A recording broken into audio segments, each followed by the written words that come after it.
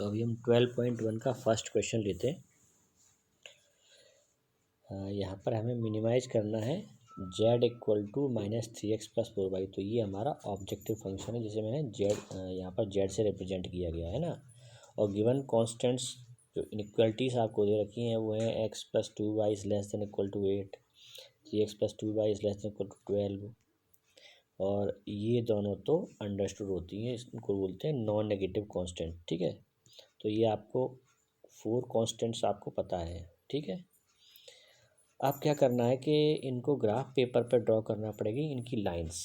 जैसे इस कांस्टेंट से के रिस्पेक्ट में जो लाइन बनेगी x+2y इक्वल टू 8 होगी, और इस इनइक्वलिटी के रिस्पेक्ट में इस कांस्टेंट के रिस्पेक्ट में जो लाइन बनेगी 3x+2y इक्वल टू 12। क्योंकि लाइन बना के ही हम रीजन इंडिकेट कर सकते हैं कि इस कांस्टेंट के थ्रू जो इंडिकेटिंग रीजन है वो कौन सा होगा, है ना। कि हर एक इनइक्वलिटी प्लेन को 2 हाफ प्लेन में डिवाइड करती है। मतलब जिस प्लेन में वो ड्रॉ की गई है उस लाइन, वो 2 हाफ प्लेन में डिवाइड कर देती है। ठीक है, कोई एक हाफ प्लेन उसका सॉल्यूशन होता है, सॉल्यूशन रीजन होता है कि ये कौन सा सॉल्यूशन रीजन इसके थ्रू इंडिकेटिंग है, इसका सॉल्यूशन रीजन कौन सा है। फिर हम सभी के सॉल्यूशन रीजन देख लेते हैं, और कॉमन जो रीजन होता है सभी में, वो हमें जो सॉल्यूशन रीजन मिलता है कॉमन, उसको हम फिजिबल रीजन बोलते हैं। तो अभी हम देखेंगे इसमें यहाँ पर। तो लाइन ड्रॉ करने के लिए क्या किया मैंने कि एक टेबल बना ली, जो क्लास 10th में हमने सीखा है, x+2y इक्वल टू 8। एक बार x इक्वल टू 0 लिखा, जब x के प्लेस पे 0 लिखेंगे तो 2y इक्वल टू 8 आएगा, तो y की वैल्यू 4 आ जाएगी। तो यह सिंपल हमें एक एक्स वाई की वैल्यूज़ का एक सेट मिल गया। ऐसे ही एक बार हमने y इक्वल टू 0 लिख दिया। जरूरी नहीं कि एक्स वाई की जगह 0 0 लिख जाए, कुछ और पॉइंट भी ले सकते हैं आप अपनी सहूलियत के हिसाब से जो सूटेबल हो। ठीक है, जो प्लॉट करने में भी आसान रहे। ठीक है, तो y इक्वल टू 0 लेने पर यहाँ पे ये 0 हो जाएगा, तो x equal to 8 direct value मिल जाएगी। तो यहाँ पर हमें ये टेबल कंप्लीट हो गई हमारी लाइन ड्रॉ करने के लिए। ऐसे 3x+2y इक्वल टू 12 की जब लाइन बनाने के लिए टेबल ड्रॉ करेंगे, तो एक बार x की वैल्यू 0 ले लेंगे तो हमें 2y इक्वल टू 12 यानी x इक्वल टू 6 मिल जाएगा। और एक बार हमने y इक्वल टू 0 ले लिया तो 3x इक्वल टू 12 यानी x की वैल्यू 4 मिलेगी। तो ये हमें हमारी दूसरी टेबल कंप्लीट हो जाएगी। अब यहाँ हमने ये ग्राफ पेपर पर इस तरह से, देखो मैंने तो ये ग्राफ पेपर नहीं बनाया, आपको ग्राफ पेपर बना के करना है। ये मैंने y एक्सिस बना लिया, ये x एक्सिस बना लिया, और फिर हमने यहाँ पर इक्वल डिस्टेंस पर पॉइंट मार्क कर दिए। ग्राफ पेपर पे तो ऑलरेडी पॉइंट्स लाइंस बनी होती हैं इक्वल डिस्टेंस पर। तो ये देखिए, जो मैंने फर्स्ट एक लाइन के लिए 0,4 0,4 कहाँ पर है, ये रहा 0,4 ये पॉइंट है ना, 1 2 3 4 है ना 0,4। दूसरा पॉइंट है इसका 8,0 8,0 कहाँ पर होगा, ये रहा है ना। देखिए यहाँ से काउंट करेंगे 1 2 3 4 5 6 7 8, यहाँ पर आ रहा है। तो ये पॉइंट और ये पॉइंट को ज्वाइन करते हुए अपन ने एक लाइन ड्रॉ कर दी ऐसी। ठीक है, तो ये आपकी जो लाइन आ गई, लाइन बना ली मैंने, और ये लाइन है हमारी। इस लाइन पे लिख भी देंगे कि लाइन कौन सी है, x+2y इक्वल टू 8 की। ऐसे ही जो सेकंड वाली हमने टेबल बनाई है, इसमें 0 6 और 4 0 ये दोनों पॉइंट प्लॉट करेंगे, वो यहाँ पर आएंगे। एक पॉइंट आएगा आपका ये रहा, है ना, ये आपका, ये कौन सा होगा 1 2 3, ये होगा आपका 1 2 3 4 5 6, यानी कि ये 0 6 है ना, ये पॉइंट है ये वाला 0,6 है, और ये आपका 4,0। तो इन दोनों पॉइंट्स को ज्वाइन करते हुए ये लाइन ड्रॉ करेंगे तो ये लाइन बन जाएगी। ये आपकी होगी 3x+2y इक्वल टू 12 की लाइन। अब इनके थ्रू इंडिकेटिंग रीजन कैसे पता करेंगे, है ना, दोनों के जो इनइक्वलिटीज़ थी।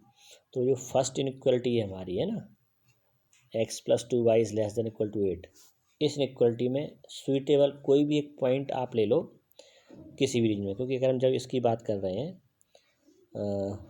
x+2y, ये लाइन या तो इसके ऊपर वाला रीजन होगा, ये वाला रीजन हो जाएगा, या फिर इस इनइक्वलिटी के थ्रू इंडिकेटिंग रीजन नीचे की तरफ होगा।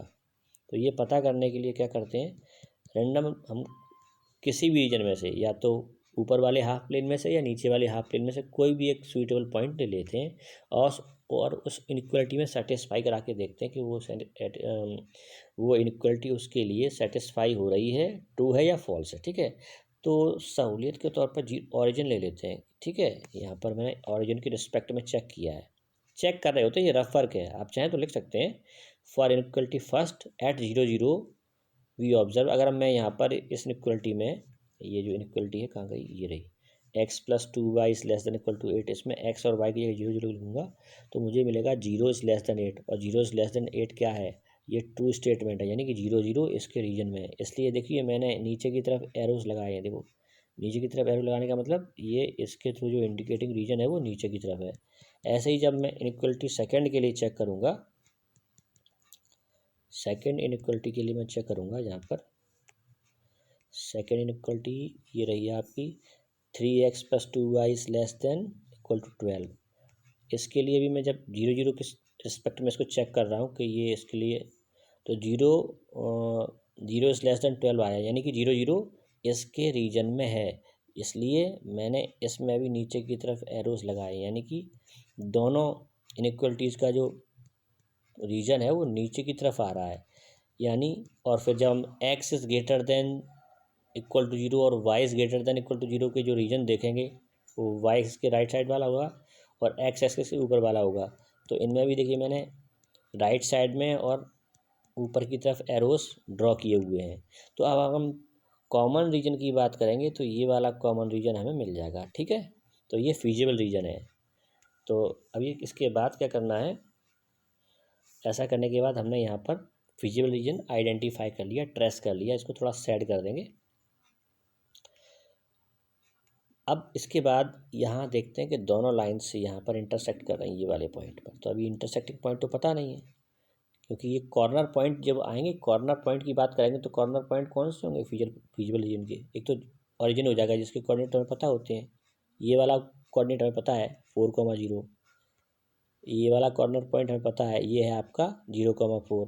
ये कॉर्नर पॉइंट हमें पता नहीं है क्योंकि ये कॉर्नर पॉइंट इन दोनों लाइंस का इंटरसेक्टिंग पॉइंट है। तो हमें इंटरसेक्टिंग पॉइंट पता करने के लिए, ये कॉर्नर पॉइंट पता करने के लिए इंटरसेक्टिंग पॉइंट पता करना पड़ेगा इन दोनों लाइंस का। तो हम एलिमिनेशन मेथड अप्लाई कर देंगे इन दोनों इक्वेशंस के लिए, और एलिमिनेशन मेथड तो आपको आती है ना, तो ये मैं आपको ज़्यादा एक्सप्लेन नहीं कर रहा हूँ। मैंने यहाँ पर 3 और 1 से एक्स के कोफिशिएंट एक्सचेंज करके मल्टीप्लाई कर दिया, तो हमें वाई की वैल्यू 3 और एक्स की वैल्यू हम वाई की वैल्यू पुट कर देंगे इनमें से किसी भी एक में, तो एक्स की वैल्यू मिल जाएगी। तो हमें पॉइंट बी के कोऑर्डिनेट 2,3 मिल जाते हैं। तो इस तरह से पॉइंट बी जो कि कॉर्नर पॉइंट था वो एलिमिनेशन मेथड से सॉल्व करके इक्वेशंस को हमने यहाँ पर कैलकुलेट कर लिया। अब आगे का बताते हैं नेक्स्ट पेज पर। तो इसके बाद मैंने क्या किया, यहाँ पर इनर फिजिबल रीजन बताया कि ये OABCO है जो सैडल रीजन बताया हुआ है, और corner points of feasible region हमने बता दिए कि यहाँ पर OABC जो इनके कोऑर्डिनेट लिखे हुए हैं। अब कॉर्नर पॉइंट्स पर हमको क्या करनी है, वैल्यूज़ निकालनी है। जो ऑब्जेक्टिव फंक्शन है z = -3x + 4y, मैंने एक्स की, जब हम कॉर्नर पॉइंट 0 0 ले रहे हैं तो x की वैल्यू 0 और y की वैल्यू 0 यहाँ पे लिखेंगे, और यहाँ पे वैल्यू मिली आपको 0, तो इसमें 0 मिल गई। जब 4,0 लेंगे तो x की वैल्यू 4 यहाँ पर लिखनी है ऑब्जेक्टिव फंक्शन में, और y की वैल्यू 0 लिखनी है, तो -12 आ जाएगी। ठीक है, तो इस तरह से ये वैल्यूज़ हमें निकालनी है।